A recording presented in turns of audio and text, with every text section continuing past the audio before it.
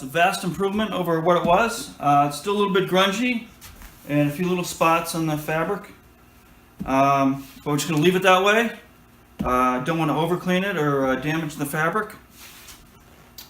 It's a wool fabric. And it's best just to leave it in this condition and sell it.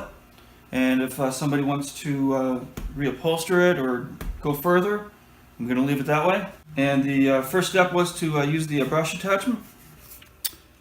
And one thing I did not show in the video is I also used the other side. This flips around. I don't know if other vacuums have this attachment, but it's just a flat with the little ribbed teeth on it.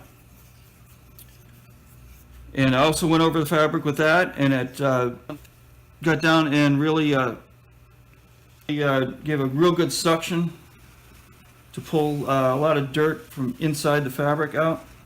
First, I used the crevice tool to get down in the gap here, and all of the seams. I pulled all the seams open and got into the seams, and got all the dirt out of the seams. And the final step was to use a little bit of a spray and wash.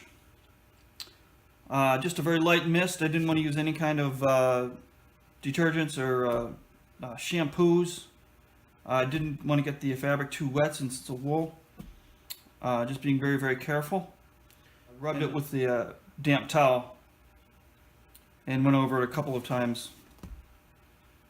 And then it was just being very, very careful not to get. I also took the legs off and cleaned them up with a little bit of ammonia. Just to get the tarnish off of the chrome. The chrome is still pitted and the feet are a little bit rusty. But once again, we're just going to leave it that way. If someone that buys this wants to restore it and re-chrome this, they can. But for resale, I'm going to leave it that way.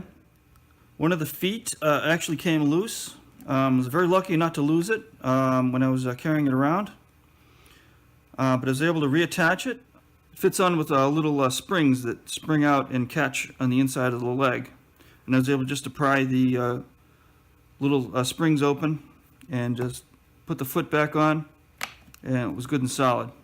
The label popped off while I was cleaning. It was on there very loosely. Once again, lucky not to lose that. And I reattached it. When it came off, there was an outline of where the label was. It's black underneath, so it's very like a ghost image underneath the label. So I ended up using some spray adhesive.